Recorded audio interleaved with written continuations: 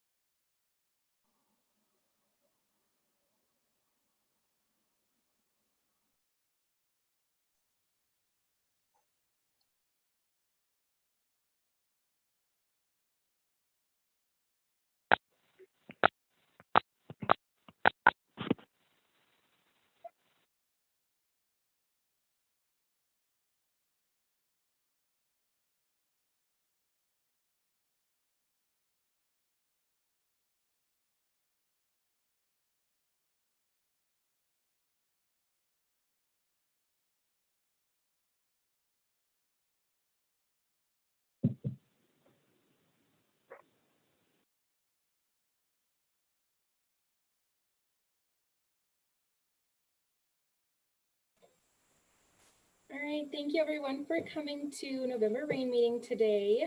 We have a great topic. It is a pre-award topic. We're going to review the routing form and OGC routing requirements. Before we get started though, I did want to take a moment to introduce someone who has been with us for just over 2 months now.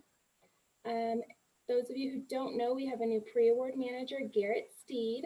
He is coming to us from Aspen Skiing Company, where he served as a senior business analyst, and his research administration experience spans well over a decade. He has served as a senior grants officer and contract officer and government project liaison with the University of Colorado Boulder and Georgia Institute of Technology. We're excited that he's still with us after 2 months. And please remember that as he is the pre-award manager, to make sure he is listed as AOR and SO for all proposals and post-submission action items. And those already in process that have Ryan Holland as AOR and SO, Garrett will be signing those still. So there's no action needed on those unless explicitly requested by our sponsors. So welcome, Garrett, and thank you for staying with us. We're happy to have you. Also, I just wanted to take a moment to let you know that we will be doing some more pre-award items in our December meeting.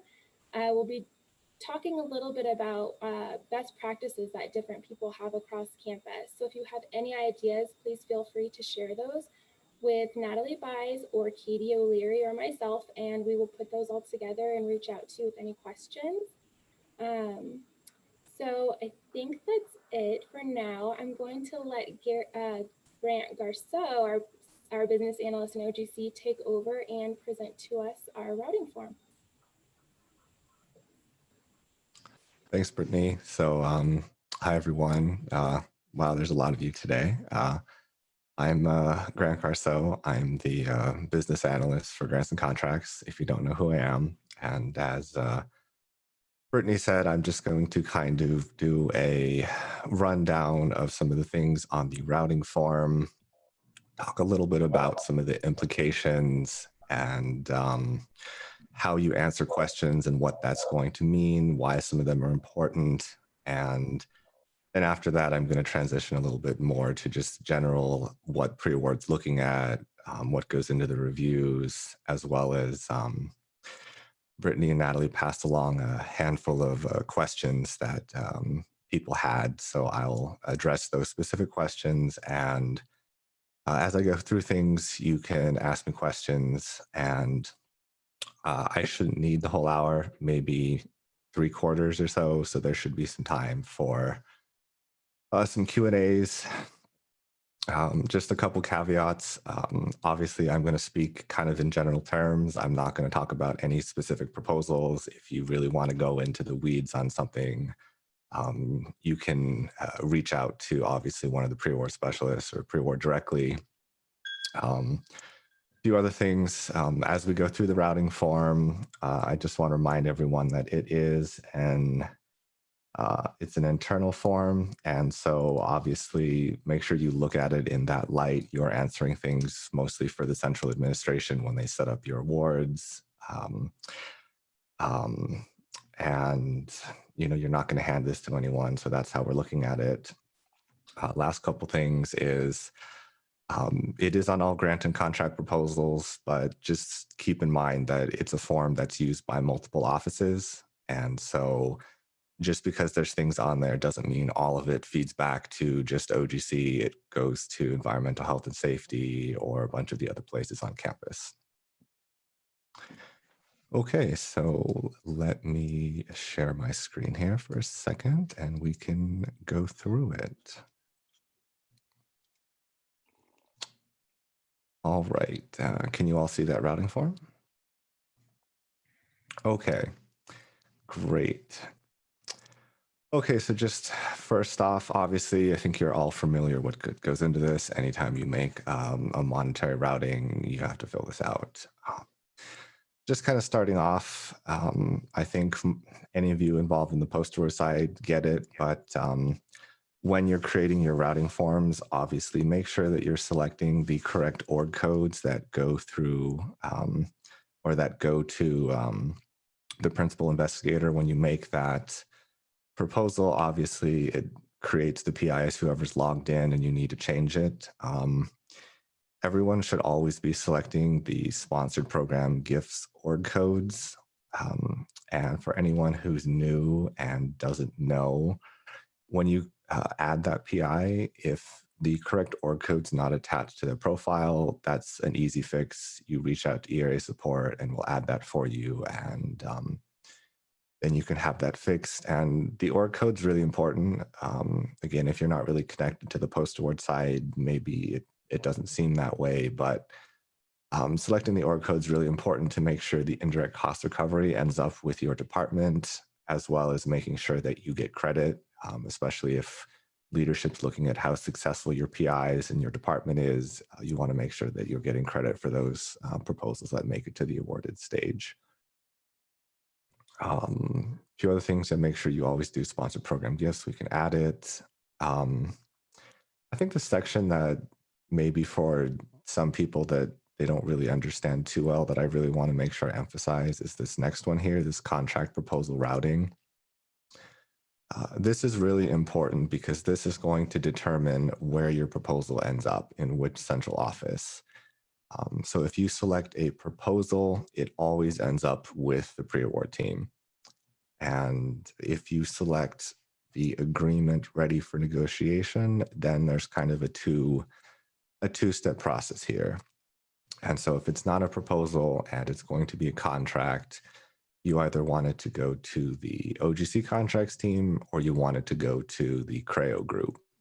And how you answer this question and the follow-up question is important to determine that. If you say in its agreement here, this next question is how you're going to get it to which office you want it to. And so if you do yes to that question, it's going to end up with CREO. And if you say no, it's going to end up with the OGC contracts team.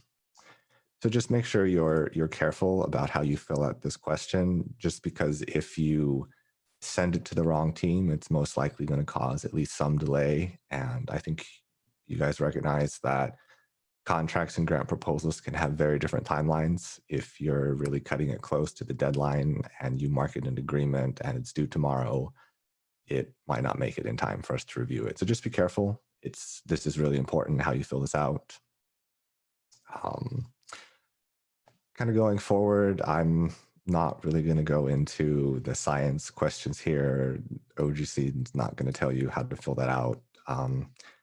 I'll just mention these in the context, and I think a lot of you realized we added these questions to the routing form here, and these have come down from university and Children's Hospital and leadership that they are going to be working on more carefully tracking some of this. So that's just a note there. Again, like I said, the routing form is owned by a lot of people, so it's not all information just for OGC. And if there's something on here, it's probably because either we need it to set up an award, track it, or because someone wants reporting data. And that's a lot of the reason why some of this stuff is here. Going forward, just in case any of you have never used it or didn't know, when you get down to this section, these little pen icons, they just mean that it's tied back to the database. You can go in and update these things through the routing form. And let's see, so yeah, you can do that. If you were to click, it would show you, you could go start adding your sponsor here if you wanted, but I think most people probably just change that through PD. A few other things, again, sponsor contract, that's just for contracts. You don't need that, probably don't know that for grants. It's just for them. A couple other things, I think, again, we'll talk about COI more later since there were a few specific questions there. The flow through question here, it matters a lot just for COI. If you have a sponsor that's flowing through, we're always supposed to be checking COI for those enhanced sponsors. And if you say yes, this will help tip us off to make sure we're checking to see if it's flow through from NSF or NIH or whatever. Let's see other stuff. Again, if it's system to system, this will auto-populate. Funding opportunity, you can add stuff here if it's going to help us in manual routing, make sure we find the right funding opportunity if it's not system to system. So for people here, I think this is actually a pretty handy section that if you've ever wondered how to change a proposal title for a manual routing and you've never had your PI decide they want to change the title 5 times, the project information under the title here, you can go in and update this and it will update the record title as well. So you don't have to email ERA support or the pre-award team. As long as the proposal is in a state that you can edit it, you can just go here, update the project title, save the proposal, and it will get updated for you. Obviously, it's system to system, NIH, you can do it through that SF44 R&R page, but this works for all your proposals. Next on that, just again, as a note, program type is important for anyone regarding F&A stuff. And obviously, when you pick your program type, it's going to pull in the relevant F&A calculations. But I think most of you should be aware, just because you picked a certain program type, it doesn't mean that your F&A can't change related to that. You can go in, you can change the F&A in the budget, and all of that's fine. It's just this is going to determine what pulls in by default, and this is important just for anyone who isn't really familiar. This is how we're doing our F&A calculations and F&A rate negotiations, is looking at how much money ends up in the different buckets here. But just try to be careful and make sure that's correct when you do it. It looks like we have a question from Lorraine Grant. Yeah. Should we list the institute when known or just leave NIH? So if when you initially apply, it can just be the generic NIH, but if you have the name of the institute and everything that you can enter, that's fine. It will get fixed on the award stage if it's not set up when you initially apply. So it's okay either way, but being more specific won't hurt you if you have that option.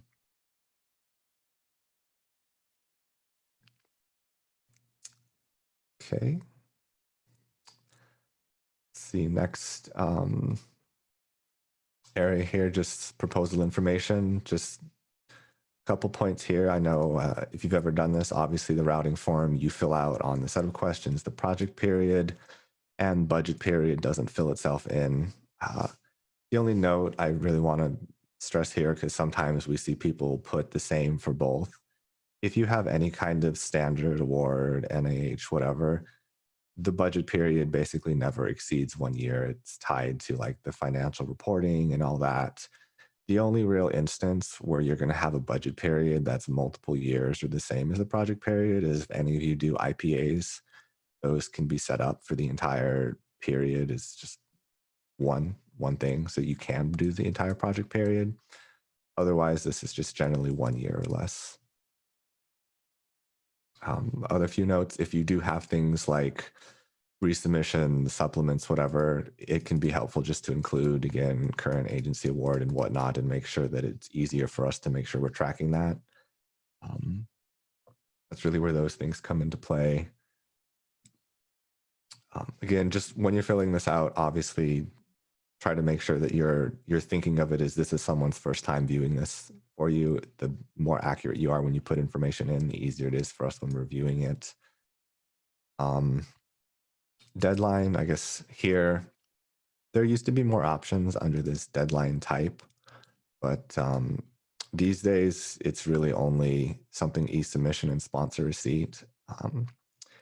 The thing to note there that just if anyone in the departments is not aware, the e-submission answers are how OGC keeps track of the proposals coming up for the deadlines. So if you want to make sure OGC is paying attention that you have a proposal due that day and you haven't sent it in and it's 3 o'clock, we're checking against a report that pulls all the e-submissions for that day. And so if you coded it wrong and OGC didn't catch it and update it, we might not know that there are still proposals hanging out there on that day. And so it's just a reminder, try to be cognizant again. This helps us make sure that one, we know that we're tracking the deadlines correctly and that we're making sure that we're looking out for your proposals. Other things, again, deadline time is really important if you have a non-standard. If your proposal's due tomorrow and we get it the day before, but it's due at 10 a.m., make sure you fill this out for us. Otherwise, we just assume it's 5.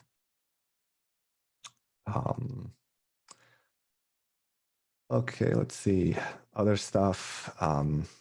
Couple other notes, just administrative contact here. I think you're all aware, but contact versus fiscal manager. Contact's who to talk to basically on the pre-award side or the post or pre-award. If we need to talk to someone with questions, that's who you're going to fill out there. And you can have multiple people. If you built a proposal and you're going on vacation for 3 months, I don't know where right now, but if you're going to be gone and you want us to talk to someone else during that time, put their name here as well. I think it's pretty common when people are training, sometimes they put a couple people.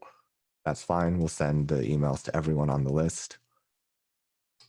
This is just versus fiscal manager, and everything fiscal here is post-award. So it's used for when they set up the awards in PeopleSoft and those kind of post-award reporting stuff, but just the differentiations, contacts like pre-award, fiscal managers, post-award side.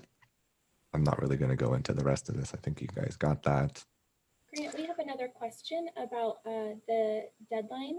Yeah. If it's not a system-to-system proposal, what is a best practice for setting a requested return date? So I guess that's probably a good question. So obviously there's kind of different routing requirement timelines for system to system versus just normal the department is submitting.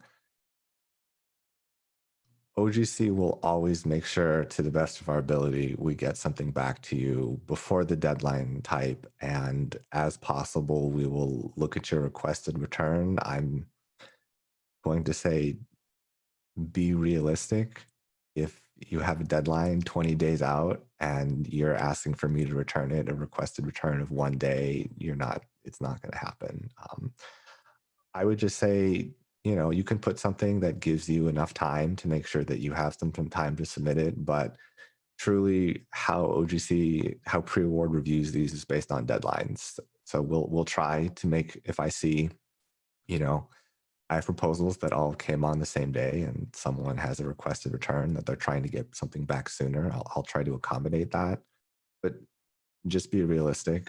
I'm not sure there's like a golden rule here, but the deadline is going to determine when you get it back. And if we have the option, we'll try to make sure we get it back by the requested. But it's really going to determine based on just how many proposals are out there. We have one more question, and this is an NIH routing, but we have a question from Allison. Given that NSF is transitioning to research.gov and will be requiring some submissions to go through research.gov, could an additional deadline type be added to distinguish between Fastlane and research.gov? I would say that's certainly possible and is actually a good point. And I will look into it and we'll make a determination. And I will try to follow up with you, Allison. But that's a good point. It might be helpful for tracking, or we might just say everything should just, I'm not sure, we'll determine. We could just say, e-submission Fastlane / research.gov or just NSF, but we'll talk about it internally to see if it's worth breaking it apart.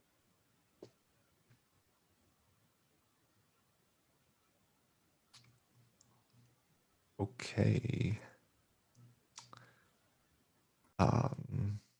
Next, unless there's anything else we need to talk about that point, facilities, again, we're talking about this kind of internally because this is important on how we calculate F&A. I think you guys realized this. And I had some questions on this that I might hit again later. But one ask from, I would say, the reviewing side is when you're putting in where this is being done on campus. All right, I'll talk to you later.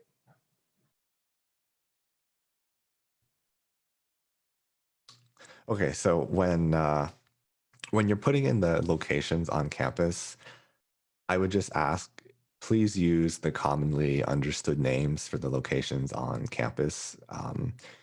RC2, the Fitzsimmons building, Children's Hospital, or you can use the commonly understood abbreviation if it's not ambiguous. Please avoid things like the actual building numbers, P15, P18, V20, just because not everyone has those memorized, and it's just going to take longer for people to look it up. It's just a minor thing, but I just recommend using the building names instead of the numbers. A couple other questions people had.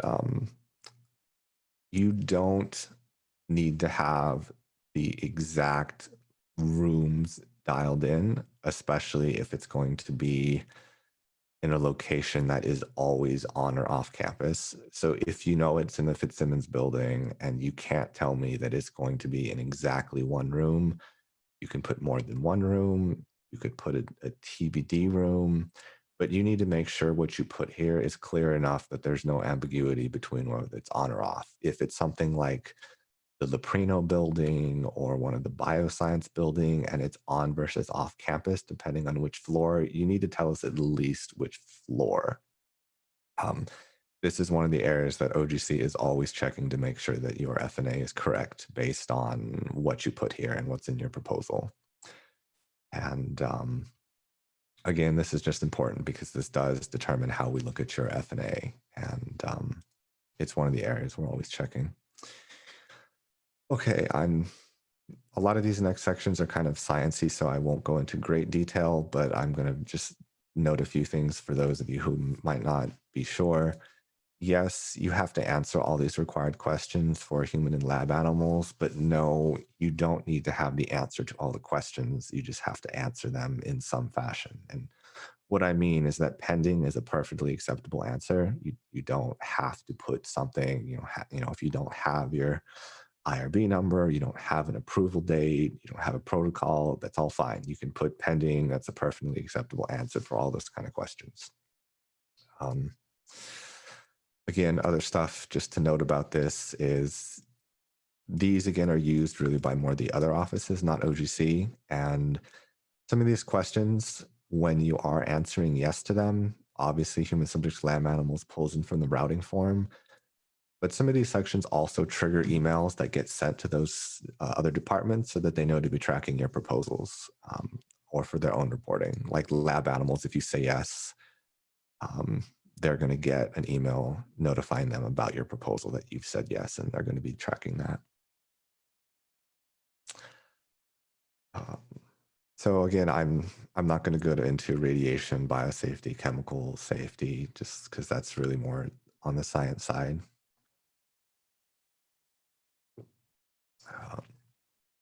Let's see, beyond that, just another one that maybe a couple of you on post-award have run into and have fun stories about.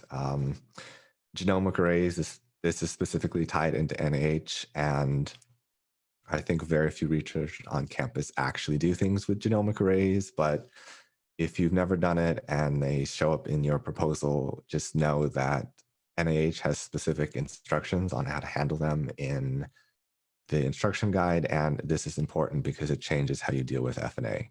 It's just know that this exists, and you can always look at the instructions or talk with post-award if you're not sure what this is about. Going forward again, just a couple other export control.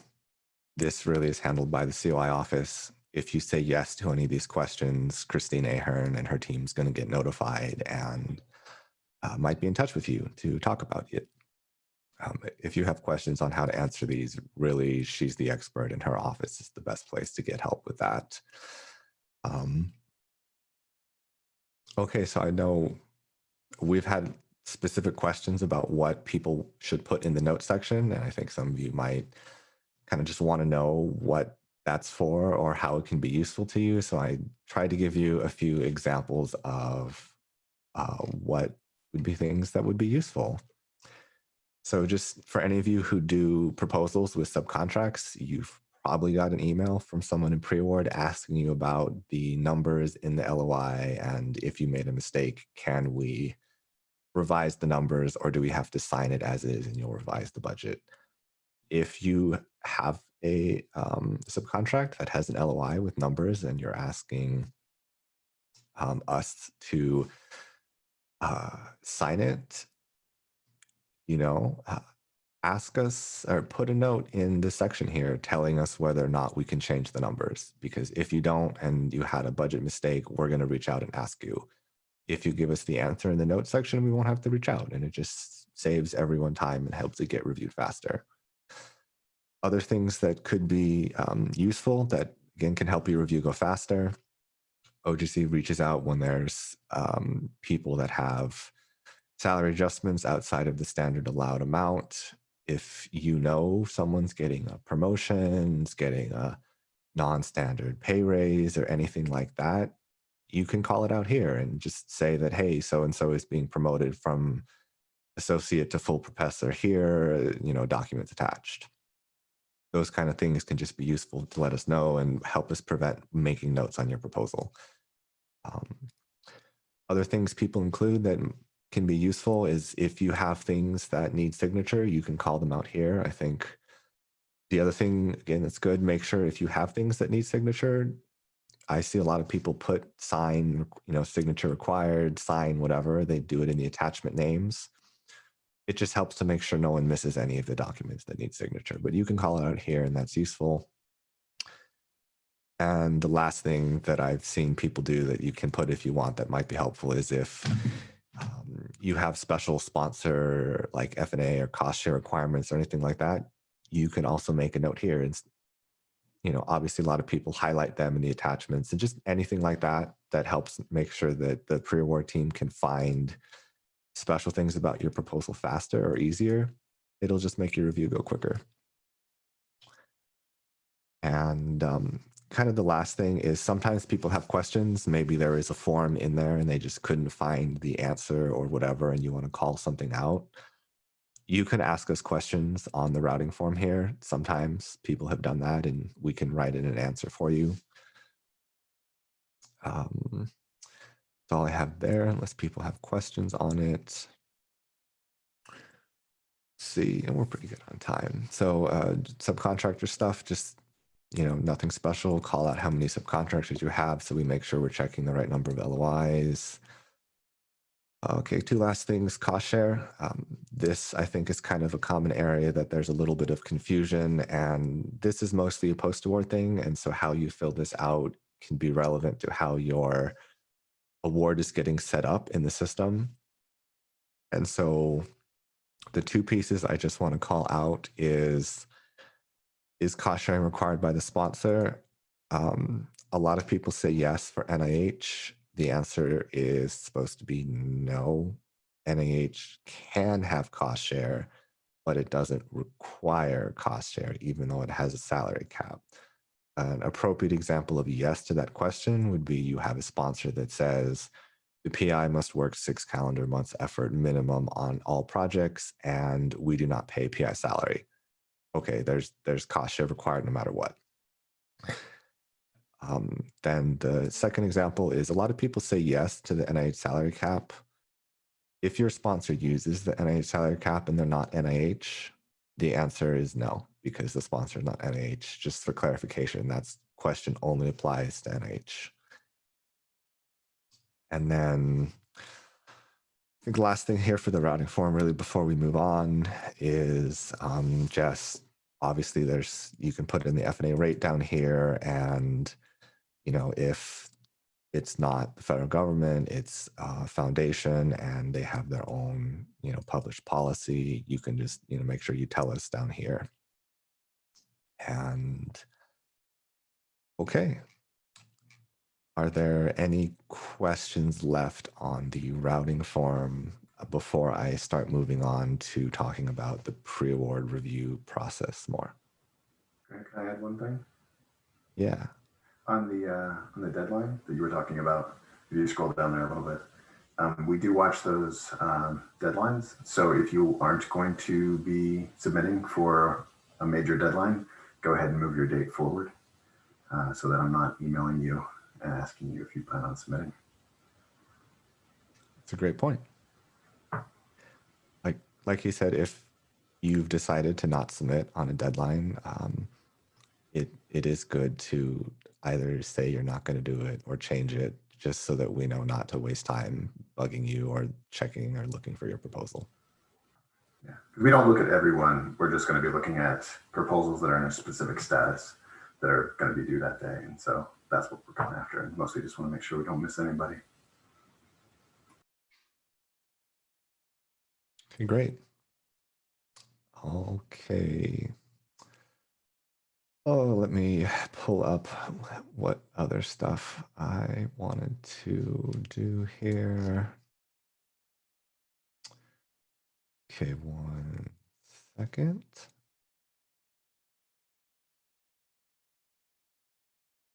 All right, I got a proposal here. And let me pull up something else. Okay, so I guess generally there was some specific questions around what is actually happening once you route a proposal and it disappears into the inscrutable administrative black hole that's grants and contracts. So I'm going to talk a little bit through that, just what happens, what we're looking at, and address some of the questions people sent us. And again, you can ask me more questions. Just don't get too into the weeds on your very specific proposal, because I probably can't answer that right now without looking into it more. Okay, so someone just wanted to know, like, what actually is OGC doing? What happened? So when you route a proposal, it goes to PI, the PI approves, it probably goes to the chair, they approve, it goes through the routing process, and then it finishes. Once a proposal finishes the routing process, just like people in your department, OGC, whether it's CRAO, the contracts team, pre-award, we all get notified through the same email notifications you do, telling us that your proposal's moved into the queue and it's ready for us to look at. Once that happens, it's going to go through some processing. OGC is going to go in, do things like update the process date to be the day that it made it to OGC instead of the day you push the start routing button. We're going to go in and make sure we've filled out things like, is there cost share? Make sure that your on and off campus is correct. Do some processing. And then once that like minimal introductory step is done, we're going to really start moving to like the actual review stage. People wanted to know kind of about how the COI thing works. And so once the proposal makes it to OGC and it's processed, we check COI on anything that falls onto that list of, sponsors that require COI. And so that's a linear process. If COI needs to be checked, it's going to get handed off to Eric, and he's going to go and he's going to check all of your people on the proposal, make sure that the COI is compliant or not. And once we've done that like initial COI check, it'll move on to the specialist that's going to review it. And if there's no COI required, it's going to do the same thing. It's just going to skip COI. It's going to move into the proposal, the stack of proposals to be reviewed by the relevant specialist. And let's see, as far as that, it's going to get reviewed, and I'll talk a little bit more about what's to be reviewed in a second. But someone kind of wondered about like how it flows through it. Once it makes it to the pre-award specialists, I think mostly the same as you guys in the departments. It's first in, first out with regards to deadlines. Generally speaking, the first in proposal is going to be the first to reviewed, with consideration for people who have, rushed proposals and whatnot. Those will get reviewed as necessary to make sure they meet those deadlines. But whoever gives us the proposal first and it's in the state we can review, it's going to get reviewed. And then someone kind of also asked about when do proposals get signed.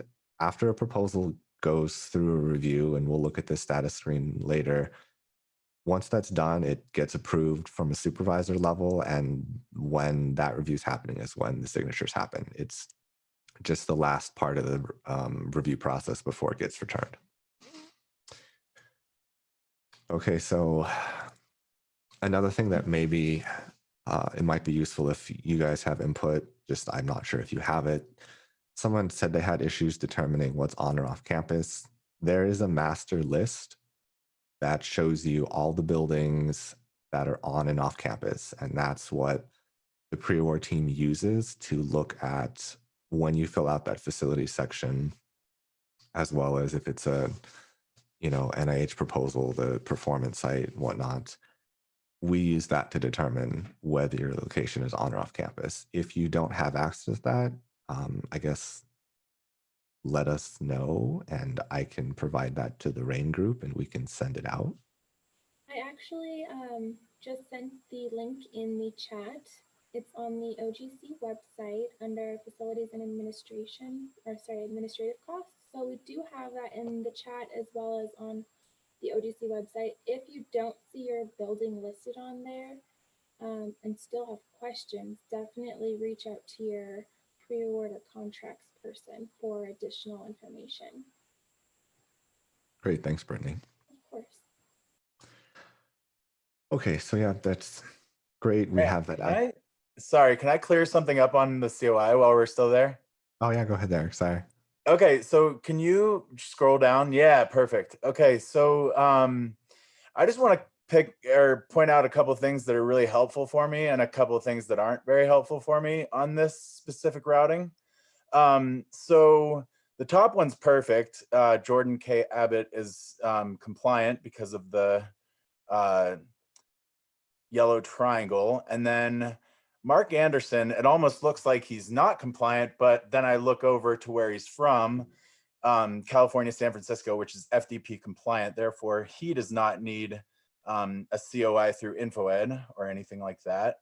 And then the next one down is kind of what I want to talk about. Like, if this person does in fact work at the Anschutz Medical Campus, your entry here should say University of Colorado, Denver. It should not say UCD Anschutz Medical Campus, because that's sort of a dummy profile. So therefore, it causes a delay because I have to add that person as just like kind of the real profile, but not with a budget in mind, just to make sure that he has his COI completed. Whereas if it was entered in the University of Colorado Denver format to begin with, then I would see the green check mark and then we'd be good to go. Sorry, I've probably already talked too long, but then once again, that Nicole Reisdorf at the bottom is another example of one that was just kind of put in the dummy profile. So I'm almost positive that she has completed her COI just through memory. But yeah, Grant, do you want to do that part where you, thank you.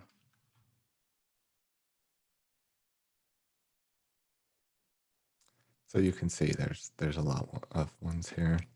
Yeah, so pick any of those and then just do consultant just do other, and then up there do consultant non-key,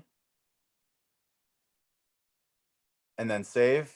And I can almost guarantee that, yeah, you have to do something, yeah. And then I can almost guarantee she's gonna have a green check mark or a yellow triangle, which means that she is compliant. And so if it's not entered that way to begin with, then basically I have to go through this process. And when there's like 15 of those that I have to do, it takes me quite a while. So it's just going to delay your process as far as the review and everything. So if you could do that, that would be great. I think somebody asked about the TBD, and I wanted to address that really quickly and say that TBD, if it's really TBD, I make sure to pass it through, meaning that you don't need a COI necessarily for the TBD at the proposal stage. If it's not TBD and you put TBD, then we can kind of figure that out sometimes. And then that's where we could potentially get in trouble because we wouldn't check a COI on somebody that is actually in there. And I've said my piece, Grant. Sorry about that. Oh, thanks for stepping in, Eric. That was great. I think we do have one more question that may have not been answered. Is the COI check based on the COI status shown in InfoEd or something else only available to OGC or Eric in another system? COI is all done out of the data in InfoEd when we check it. And like Eric said, if you are a UCD employee or you are a UCD POI, you can and really should be doing your COI through InfoEd. If you have people from an external institution who are on the proposal, either on subcontracts or as other significant contributors, like Eric said, we can check the FDP clearinghouse, and if their institution is on it, we're going to say that they're compliant because their institution is handling that for us. And then the form, real quick, the form that needs to be done for other significant contributors that are not FDP compliant is only to be really done once. I mean, if you're doing that all the time for a certain person, they should just become a POI. Is that correct, Grant? You know, I'm not sure I have an answer to that one. I'll defer to you. I would recommend getting a POI if you're going to be doing the form more than once. All right, great. Okay, so we got about 15 minutes left, which is good. I'm most of the way through, but I have a few more topics again, and we'll have time for just kind of random questions if I didn't cover what you wanted. I have two comments that people specifically wanted to know about Biosketches, and so I have two answers for you. Someone wanted to know if we've ever had a, what do you want to call it? Response on a non-compliant Biosketch, and the answer is yes. And in case anyone was curious, I'm going to show you. So in case you think that Biosketches don't matter, we have officially gotten memos from the Division of Receipt and Referral calling out people for non-compliant Biosketches. I'm not going to say your application is going to get rejected, but I'm going to say that the excuse is, well, we've never gotten rejected before isn't something I would necessarily count on. Just putting it out there, NIH has called us out before, and just, try to follow the rules, and we've gotten notice before. And I have a couple of these, but I just thought I would show you that it's happened. NIH has noticed before. And the second piece of that I'll show now, since I'm just showing it. If any of your PIs were feeling particularly adventurous and decided they could stuff their application with just a little more than they were supposed to, we have a administrative withdrawal notice here, and this application was withdrawn for using 10.98 font. So I just want to tell you that it seems trivial, but NIH is checking every once in a while at least. So just be careful, because we have had someone have their application get rejected because of that. Grant, we have a question. Do we know what the specific issues were on the Biosketch? And can you also send these examples out to the listserv? It would be helpful to encourage PIs to submit more complete Biosketches. I do not know the specific issue on the Biosketch, and I'm pretty sure I can send these out since they've been redacted. I'll make sure, and as long as there's no issues, I will pass them on to the group for their reference. NIH does not, in the letter, they do not specifically specify the Biosketch issues. They just send out the generic letter like this. Are these sent to the offending department to let them know of the notice? The PI and the our office get notified. The PI and our office do get notified. Great. Thanks, David. Okay, now that I just warned you about Biosketches, there's another question that I wanted to call out. Someone asked about what is OGC looking at Biosketches, and I would tell you what I used to look at, but OGC is not reviewing Biosketches for departments anymore right now, just FYI. So that's really on the department right now. You're going to have to make sure that you do all the checks. Just PSA there. Okay, a couple more topics that people had a lot of questions on is I wanted to talk about truncated reviews, because I think there's some confusion about what a truncated review means and why do you get one. Truncated review happens if you don't follow the required routing timelines, 12 days for, or 12 business days for system to system proposals, 5 days for manual, and somebody wanted to know, what does that actually mean, which is fair. So if a review is listed as a truncated review, it means like two things. One, just as lame as this sounds, you didn't follow the university's routing policy and you've accepted that there might be things in there that we're not checking for. So there's that. Two, it means that we didn't necessarily review everything that a full review would cover. So that means that regardless of how long you give us, we are always looking at the budget, we're looking at the administrative information, we're looking at anything we have to sign. In addition to that, though, a normal review would include things like page counts, font sizes, making sure that all your documents are there, that you need, whatever. There's some additional things we're going to check. As soon as you move into truncated review territory, we're going to stop reviewing stuff if we don't have time anymore. So if you give us 2 days instead of 12, for example, that's why I pointed out that font thing. I'm probably not going to check the font for you. Or if it's NIH, I'm not going to count how many lines are in the abstract and summary statement and make sure you were in the required amount. If it's truncated, I'm probably just going to skip right past that. And then again, I think you guys all understand, yes, it's truncated, but OGC is always making a best faith effort.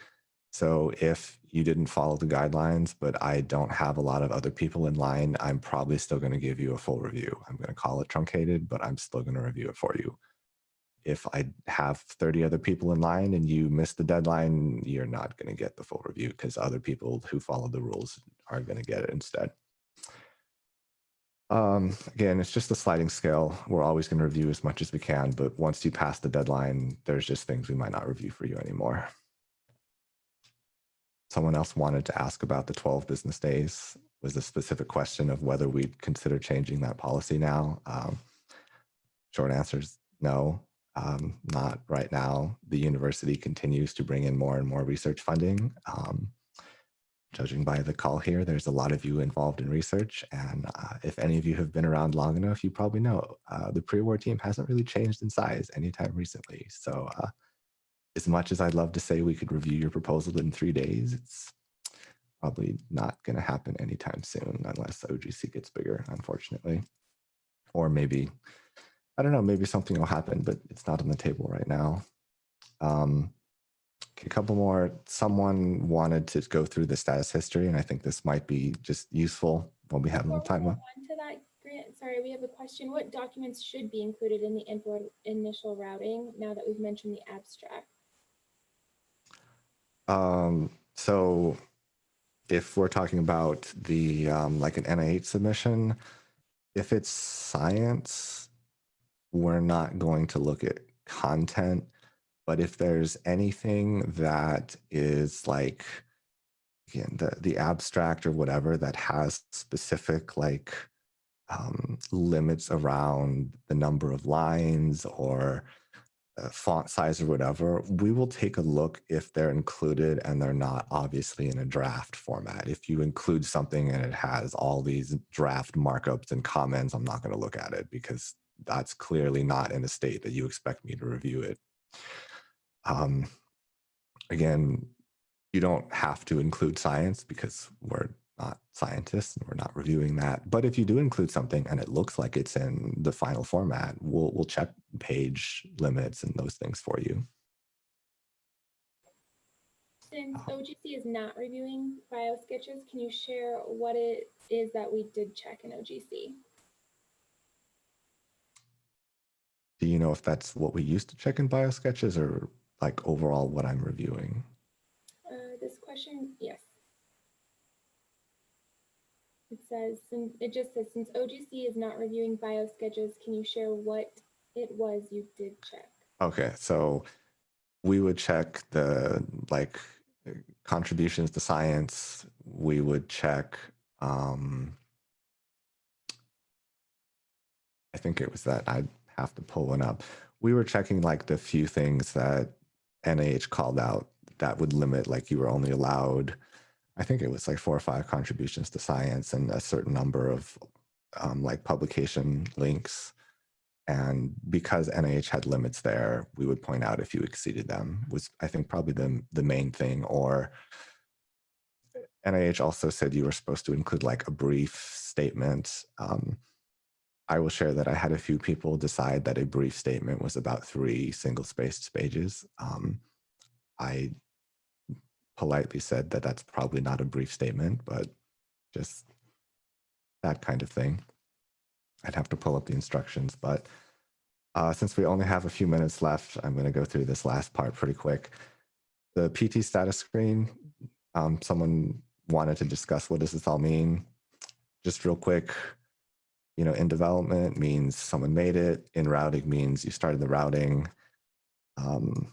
Again, all these steps here are really before OGC, so I'm just going to focus the few OGC steps. Something in grant routing intake means the routing's done, but it hasn't been processed by anyone.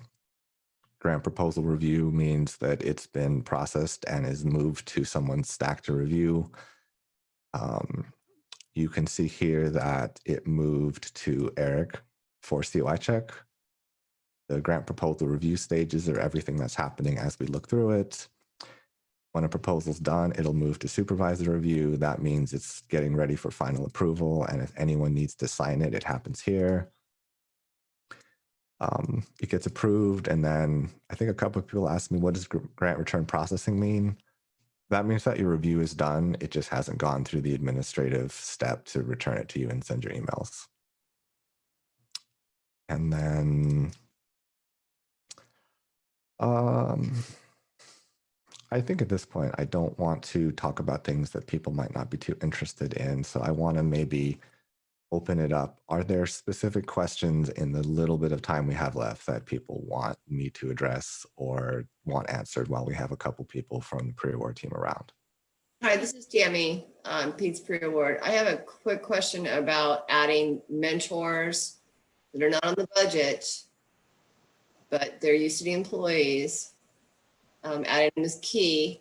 Can we go back to that really quick? I don't know if I missed how you were doing it, but what I've seen is when I add them, when I have to do an external key, if I use just key, I found that they pop up on the budget side. That's correct. So anyone with a personnel type of key or non-key will show up on the budget. Let me pull up a different screen for you real quick. To avoid that, that's what I always go to external key. But when I go to external key to add a mentor, I have to add their institution. And the only option is the Anschutz Medical Campus, which causes the problem, the COI problem, it sounds like, for Eric. The consultant non-key is what you want, right, Grant? For UCD employees who should not be in the budget, you would do a consultant key to include their biosketch. Okay, sorry. Okay, so consultant key will put them on the personnel tab and but can you still adjust their title? You can. That's the personnel type. The role is what you can do to say mentor, co-mentor, super duper best scientist ever. Gotcha. Okay, so consultant key. All right, that's perfect. Thank you. Grant, when filling out a form stack, is there a way of knowing whether or not a person has done their COI? That's a great question. And we're currently discussing around if we can provide some more messaging and more clear information for people. Form stack would be that you are doing an amendment or non-competing continuation. So you can look at the previous or master year record, and as long as no one has changed, that COI is going to be accurate as of now in the system. So you can look there. It gets a little bit more tricky when you have personnel changes. And I think we're currently kind of discussing if we can provide some better guidance on how to do that. Thank you. Another question, should we still include biosketches and routings if OGC is not reviewing them? David, do you want to answer that one? I'm not sure I want to weigh in on that.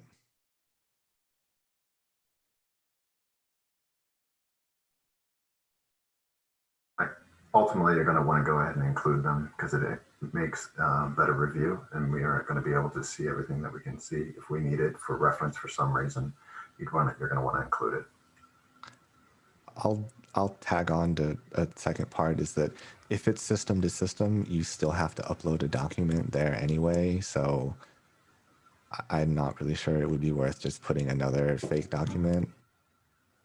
So we won't check it.